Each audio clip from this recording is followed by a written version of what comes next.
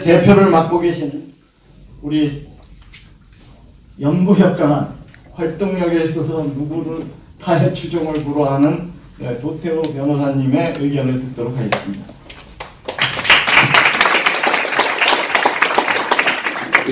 저는 자유진영은 법적 관점과 법의식에 기반한 투쟁을 강화해야 한다는 주제로 말씀드리고자 합니다.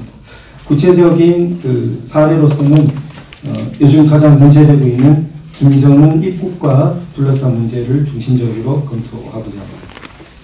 크게 세 부분 정도 말씀드리고자 하는데요. 첫 번째는 실질적 법치라는 개념으로 말씀드리고자 하고, 두 번째는 김정은은 반인도 범죄자다. 반인도 범죄라는 키워드로 말씀드리고자 합니다. 그리고 마지막으로는 우리 법치의 소생 희망은 보통 국민에게 있다라는 그런 주제로 말씀드리고자 합니다. 앞서서 문명과 또 오늘 주제 자유가 많이 말씀이 나왔는데, 이러한 문명적 원리의 대표적인 것이 바로 법치이고, 또 자유를 지켜주는 가장 보호가 되는 틀이 또 법치라고 생각됩니다. 이처럼 법치가 굉장히 좋은 말인 것을 저쪽 편도 알기 때문에 자신들이 헌법과 법치라는 틀 속에 있다, 그 틀을 가지고 움직인다는 포장을 하려고 굉장히 애를 씁니다. 그래서 촛불도 헌법을 들먹이고 또 법치주의를 실현한 것이다 라고 심지어 자랑하기까지 합니다. 그런데 여기서 우리가 구분해 봐야 할 것이 바로 형식적 법치와 실질적 법치를 구분해야 된다는 것입니다. 저들은 지난 2년 전 사태를 볼 때 언론 기사를 가지고 그걸 증거 삼아서 급속히 탄핵소추 의결을 해버렸습니다. 실질적 법치의 관점이라면은 도저히 증거가 될 수 없는 것이고 제대로 조사가 이루어졌다고 볼 수 없는 것이겠죠. 그냥 껍데기만 법치 외양을 갖추는 것입니다. 시한을 정해둔 듯이 졸속적으로 탄핵 심판으로 8대0 판결을 내어버렸습니다. 이 또한 실질적인 법치가 충실한 사실 심리와 법리 검토가 이루어지는 것이 아니라 탄핵 심판을 했다라는 외양을 갖추는 데 급급한 것입니다. 그리고 세 번째로 영장을 청구해서 여론몰이를 해도 안 되면 구속할 때까지 거듭거듭 영장 청구를 합니다. 이 또한 적법 절차적인 영장주의와는 거리가 먼 운영입니다. 그리고 네 번째로 최근에 있었던 태블릿 PC 문제를 둘러싼 변희재 씨 재판에서 거대 언론사인 JTBC가 고소인이 되어서 언론 기자 3명뿐인 소형 언론사인 미디어워치 전원을 실형 선고를 했습니다. 그래서 대표는 2년, 그 다음 대표는 1년, 선임 기자는 징역 6월에 집행유예 2년, 마지막 막내 기자만 벌금형을 선고했습니다. OECD 국가에서, 자유민주주의 국가, 세계 경제 10위권 국가에서 있을 수 없는 일이 벌어지는 것입니다. 그토록 영세한 언론사 거의 전원을 문 닫으라는 듯이 그렇게 해버린 것입니다.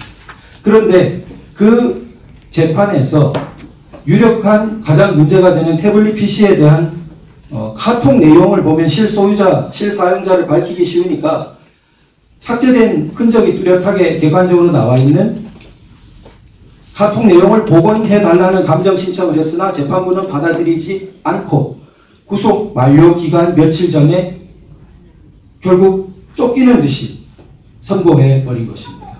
실형으로. 그래서 이런 것을 형식적으로 외양을 갖추는 재판 모양이지만 실질적으로는 법치의 원리를 어기고 있고, 우리는 이러한 형식적 절차뿐만이 아니라 내용적 정당성을 갖춘 법의 이념을 따르는 실질적 법치를 주장하고, 모든 면에서 실질적 법치를 파괴하고 있는 문정부를 공격하고 제대로 된 대한민국을 세워가야 된다고 생각됩니다.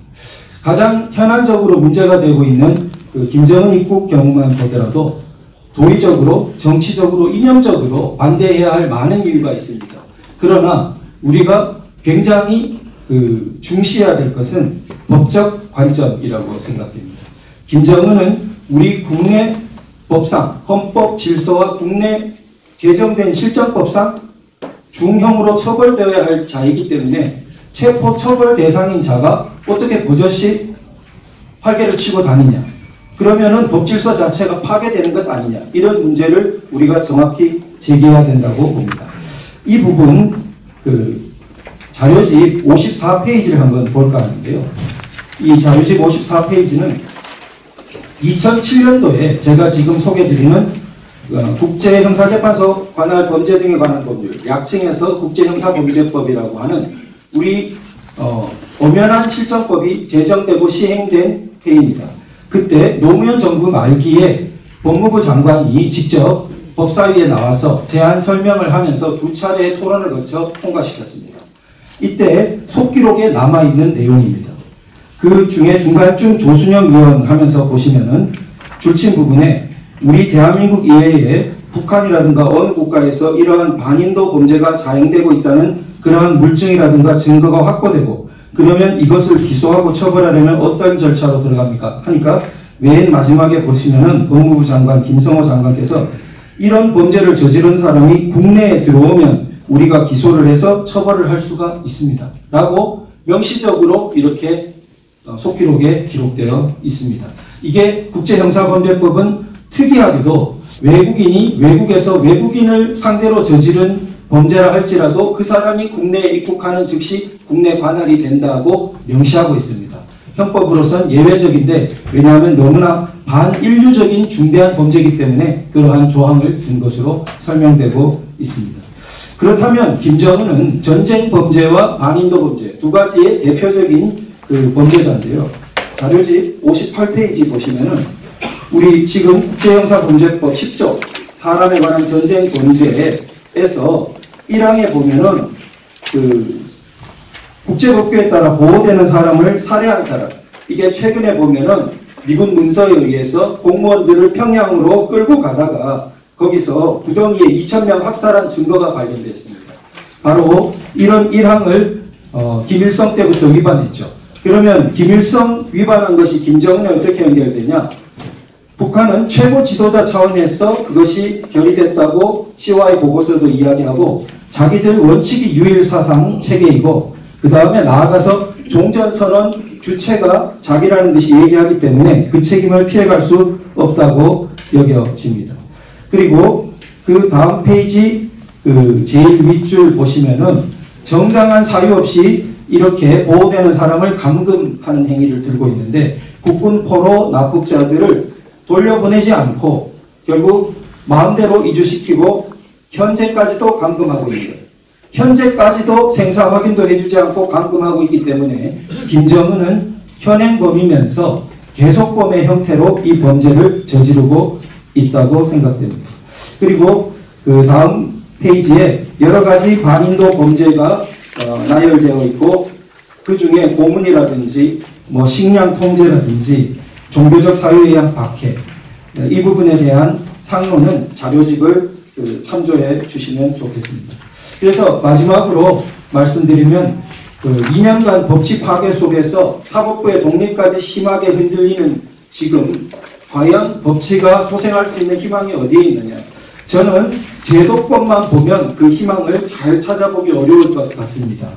특히 현역 중추적인 위치에 80년대 강하게 그러한 영향을 받은 분들이 많이 있고 그렇기 때문에 현재적으로 굉장히 난국이 있는데 대신 그러나 헌법과 법률이 여전히 버티고 있고 그들은 일단 개헌 시도에서 실패했습니다. 그리고 이 헌법과 법률이 길러낸 70년 체제가 길러낸 보통 국민들의 법의식과 양심, 저항의식은 여전히 남아있다고 생각됩니다. 오히려 이 보통 국민의 점점 더 깨어나고 조직화되는 법의식에 기반해서 대한민국의 실질적 법치를 소생시킬 수 있다고 생각됩니다. 감사합니다.